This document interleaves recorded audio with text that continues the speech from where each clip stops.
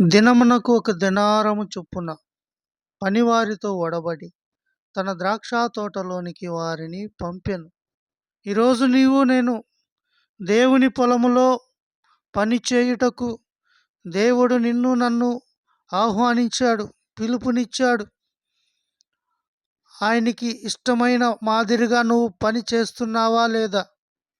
ఒక యజమానుడు కూలివానికి పని ఇచ్చినప్పుడు పని ఎంత చేశాడో లేదో పరిశీలన చేస్తాడు.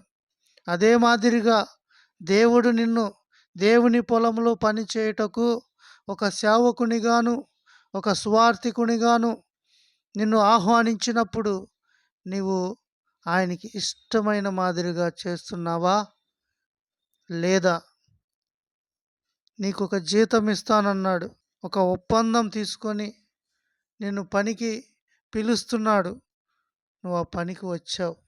వచ్చినప్పుడు నువ్వు దేవుని పనిలోనే ఉన్నావా? నీ సొంత పనులకి కాలయాపన చేస్తున్నావా? అయితే విను, దేవుని పని చేయుటకు నువ్వు సిద్ధపడి వస్తానన్న మాటను మరొక్కసారి నువ్వు జ్ఞాపకం చేసుకో.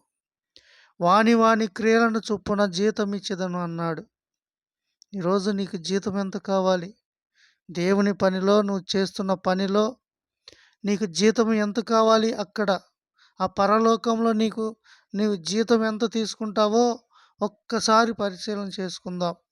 ప్రియ దేవుని సంగమా, సొంత పనులకు కాలయాపన చేస్తున్నావా? దేవుని పని కోసం కాలాన్ని ఖర్చు పెడుతున్నావా?